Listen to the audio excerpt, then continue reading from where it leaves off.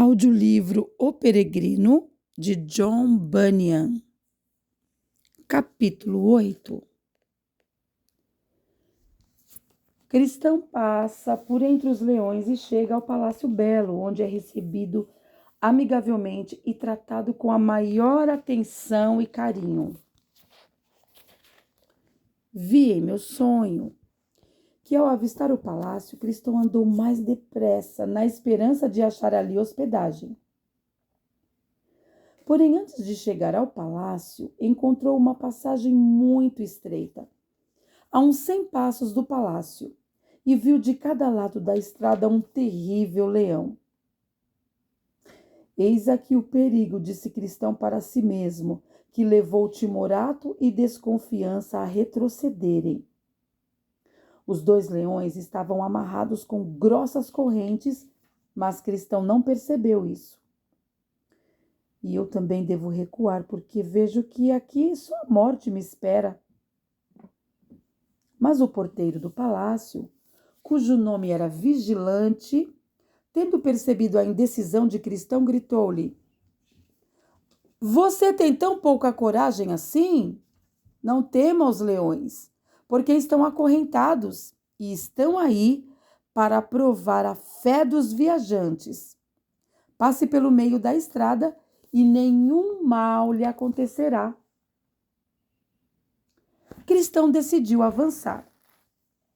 Trêmulo de medo, obedeceu cuidadosamente às instruções de Vigilante e, mesmo ouvindo o rugido das 2 feras, passou no meio delas e nenhum mal lhe fizeram.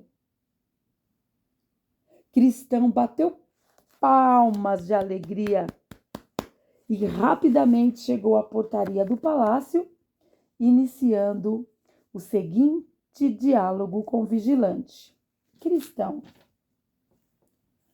de quem é este palácio? Será possível eu passar a noite aqui?" Vigilante: "Este palácio pertence ao senhor do desfiladeiro e foi construído expressamente para servir de descanso e abrigo aos peregrinos. E você, de onde vem e para onde vai?" "Venho da cidade da destruição e estou indo para o Monte Sião. Fui surpreendido pela noite e gostaria de passá-la aqui, caso não haja nenhum inconveniente." "Como é o seu nome?" "Chamo-me agora Cristão. Em outra época, meu nome era Sem Graça. Sou da linhagem de Jafé, a qual Deus determinou que habitasse nas tendas de Sem." Gênesis 9, 27. "Você chegou bem tarde, já faz muito tempo que o sol se pôs." "Aconteceram-me vários incidentes. Em primeiro lugar, deixei-me vencer pelo sono no local de descanso que está na encosta do desfiladeiro. Além do mais, enquanto eu dormia, deixei cair de minhas mãos o meu diploma e só notei que o perdera quando cheguei ao alto do monte. Tive de voltar atrás e agradeço a Deus por ele ter permitido que eu o encontrasse. Eis o porquê da minha demora. Está tudo bem. Agora eu vou chamar uma das moças que moram no palácio para falar com você e para lhe apresentar ao resto da família, segundo o costume da casa." Tocou uma campainha e pouco tempo depois apareceu uma moça muito bonita chamada Discrição. Ela quis saber por que a haviam chamado. Vigilante: "Este homem está vindo da cidade da destruição e se dirige para o Monte Sião. A noite surpreendeu-o no caminho e ele está muito cansado. Deseja saber se é possível lhe darem hospedagem aqui esta noite." Discrição conversou um pouco com o peregrino sobre sua viagem e tudo o que havia acontecido com ele até ali. Satisfeita com o que ouviu, a moça perguntou-lhe: "Qual é o seu nome?" "Chamo-me Cristão. E como me disseram que este edifício foi construído expressamente para a segurança e o abrigo dos viajantes, gostaria que me permitisse passar a noite aqui. Discrição sorriu, e enquanto algumas lágrimas deslizavam no seu rosto, ela acrescentou: Deixe-me chamar algumas pessoas da minha família. E chamou suas 3 irmãs, Prudência, Piedade e Caridade, que depois de terem falado com o cristão durante alguns momentos, permitiram que ele entrasse no palácio. Muitos dos seus habitantes saíram para receber cristão cantando: Entre bendito do Senhor, que para viajantes como você é que este palácio foi construído. Cristão fez-lhe uma saudação de reverência e acompanhou as moças para o interior do palácio. Sentou-se.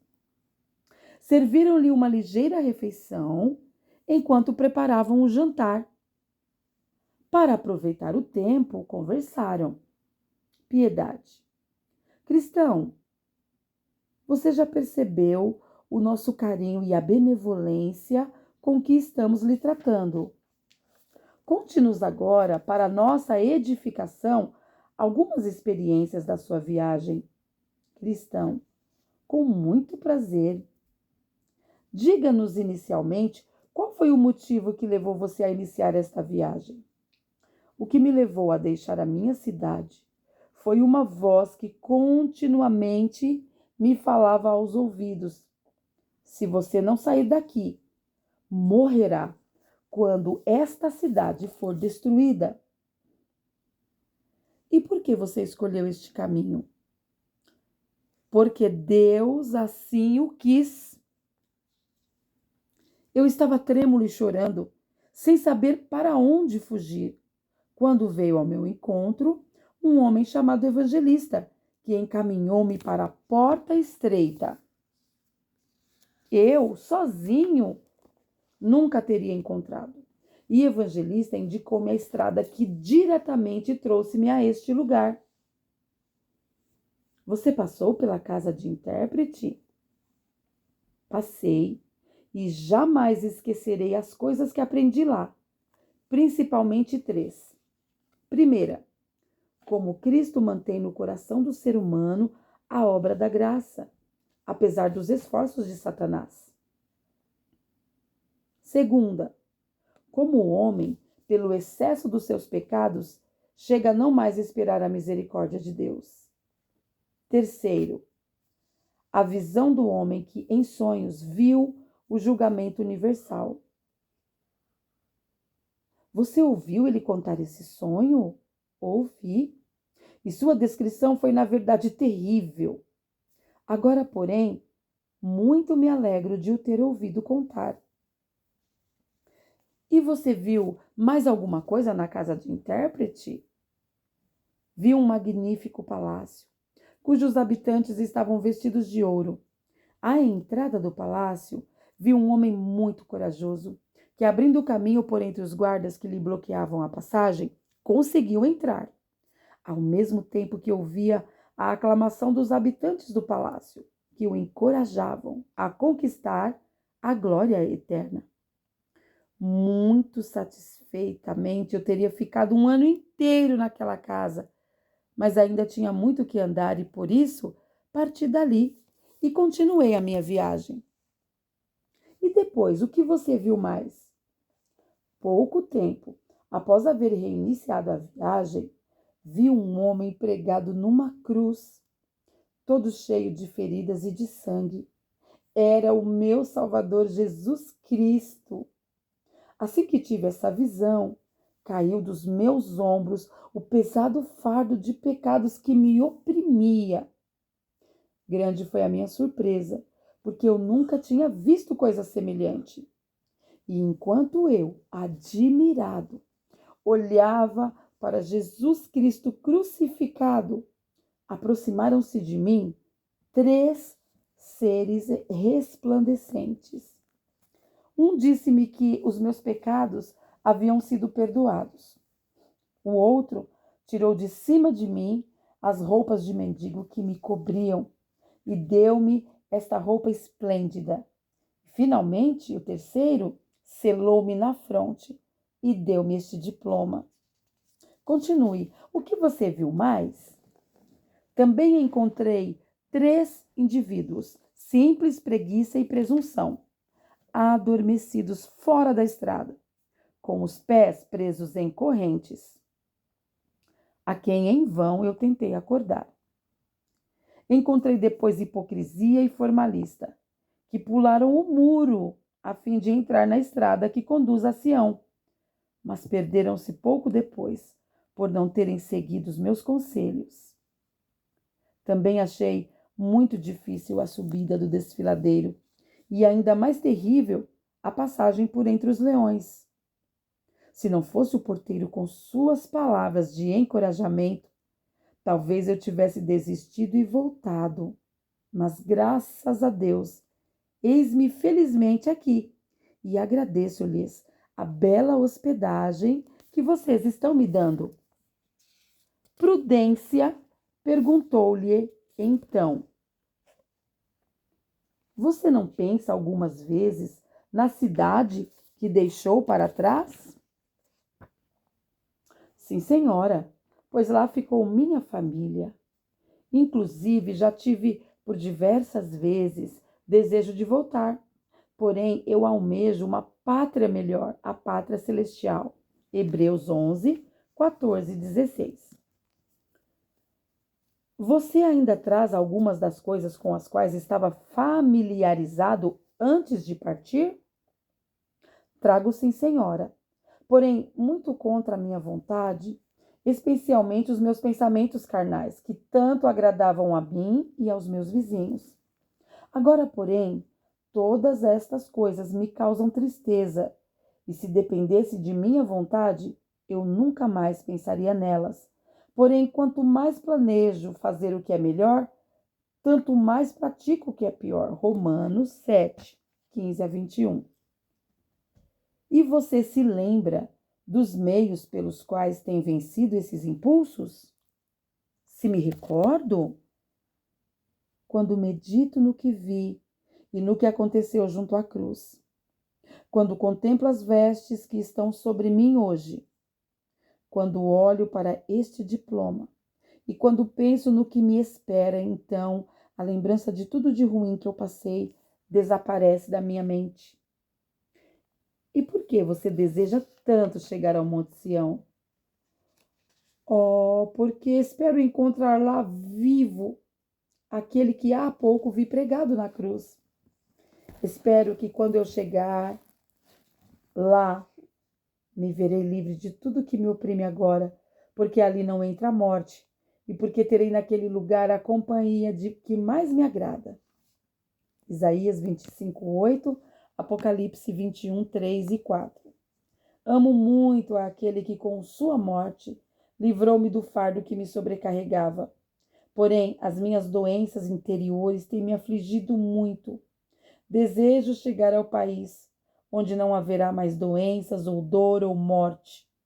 Desejo passar a viver na companhia dos que cantam sem cessar: Santo, Santo, Santo é Adonai, todo poderoso, que era, que é e que há de vir.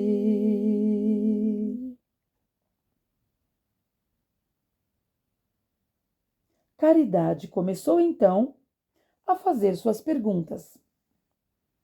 Caridade: você tem família? É casado? Cristão: tenho mulher e 4 filhos.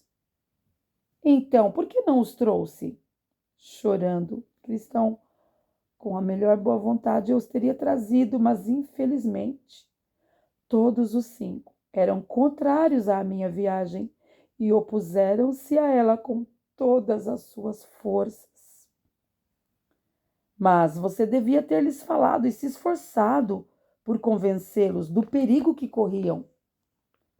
Mas eu fiz isto e revelei-lhes também o que Deus me havia declarado acerca da destruição da nossa cidade. Mas pensaram que eu havia enlouquecido e não me deram atenção.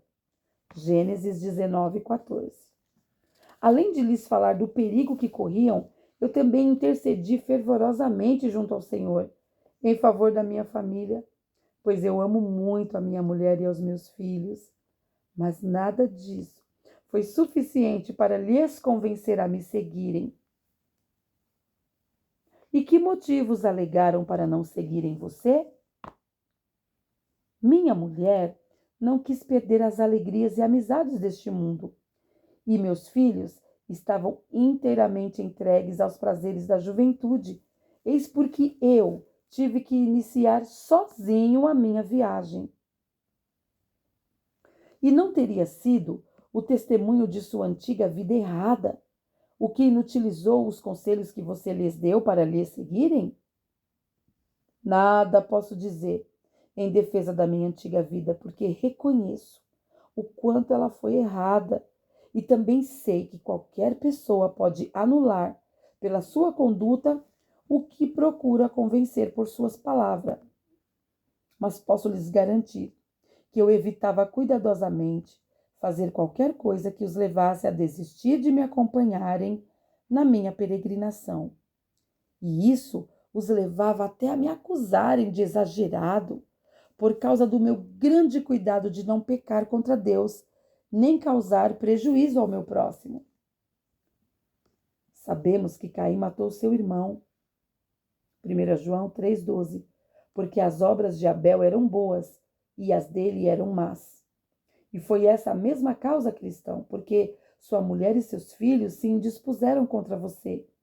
Porém, você lhes avisou do perigo que eles corriam e livrou sua alma do sangue deles. Ezequiel 3,19.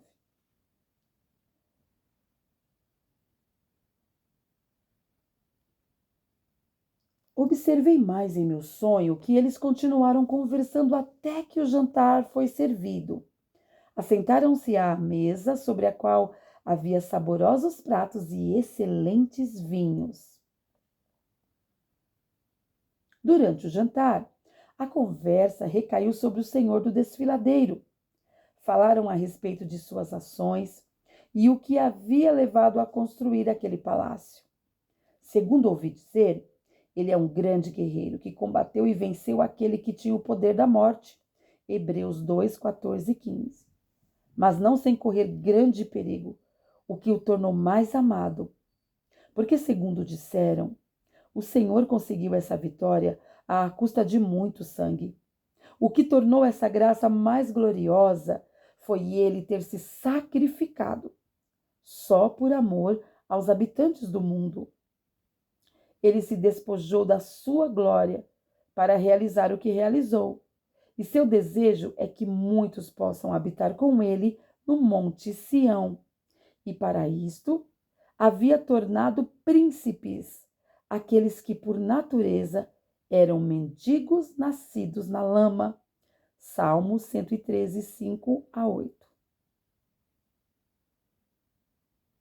Nessa conversa tão agradável, se entretiveram até alta noite e se retiraram aos seus aposentos, depois de terem desejado uns aos outros a proteção do Senhor.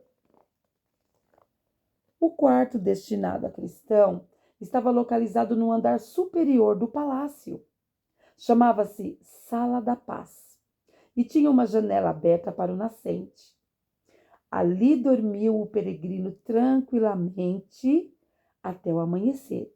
E ao acordar, entoou um cântico que em belíssimos versos dizia: Oh, quão agradáveis são estas moradas! Na verdade, esta é a casa do Senhor, essa é a porta do céu. Bendito seja Jesus, que assim satisfazes as necessidades dos pobres peregrinos, perdoando-lhes os seus pecados e permitindo que repousem com segurança. Depois que todos se levantaram e tomaram o café da manhã, Cristão preparou-se para partir. Mas disseram-lhe que antes lhe queriam mostrar algumas coisas extraordinárias que havia no palácio. Levaram-no em primeiro lugar ao arquivo, onde lhe mostraram a árvore genealógica do Senhor dos Senhores, e segundo a qual ele estava ligado diretamente ao Ancião de Dias, tendo sido concebido entre resplendores eternos, antes que existisse o luzeiro da manhã. Cristão também viu ali registradas, em letras de luz, todas as suas ações e toda a sua vida, assim como os nomes de muitas centenas de servos que tinham conquistado reinos, praticado a justiça, alcançado promessas, vencido leões, extinguido terríveis incêndios, enfrentado o fio da espada, escapado de perigosas doenças, combatido valentemente nas guerras e desbaratado os campos do inimigo. Hebreus 11, 33, 34. Mostraram-lhe depois, em outro lugar do arquivo, a declaração da disposição do Senhor em perdoar e admitir junto a si qualquer pessoa que em outros tempos tivesse sido contra seus mandamentos ou sua igreja. Mostraram-lhe vários outros registros de grandes ações praticadas, tanto na antiguidade como nos tempos modernos, e também profecias que nas devidas épocas têm se cumprido. Tudo para a confusão e a derrota dos inimigos e para a satisfação e júbilo dos amigos. No dia seguinte, conduziram-no ao arsenal, onde lhe mostraram armaduras e armas de toda espécie. Aleluia! Que o Senhor tinha destinado aos peregrinos espadas, escudos, capacetes, couraças, lanças, aljavas e fundas. Eram tantos os instrumentos de guerra que seriam suficientes para armar tantos homens no serviço do seu Senhor, como existem estrelas no céu. Mostraram-lhe também os objetos com que alguns dos servos do Senhor tinham realizado prodígios e maravilhas. A vara de Moisés, o prego e o martelo com que Jael matou Cícera, os cântaros, as buzinas e as lâmpadas com que Gideão derrotou os exércitos de Midian, a relha do arado com que Sangar matou 600 homens, a queixada com que Sansão fez grandes façanhas, a funda e a pedra com que Davi matou Golias e a espada com que o Senhor aniquilará o homem da iniquidade no dia em que este se levantar contra a presa. Mostraram-lhe muitas outras coisas excelentes, à vista das quais o coração de Cristão se encheu de alegria. E como a noite já tivesse chegado, jantaram e foram dormir.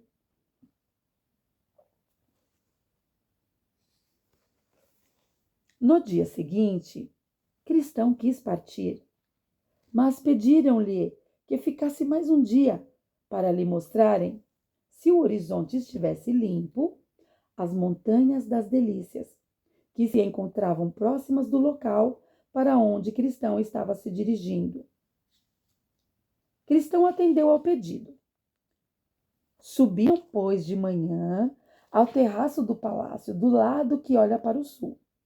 E a grande distância, Cristão pôde descobrir uma região montanhosa e agradabilíssima, bordada de bosques, vinhas, pomares e jardins de toda espécie, alternados com ribeiros e lagos de imensa beleza. Isaías 3, 16, 17. Disseram a Cristão: esse é o país de Emanuel. É infinitamente mais agradável para todos os peregrinos. Dali, você avistará a porta da cidade celestial.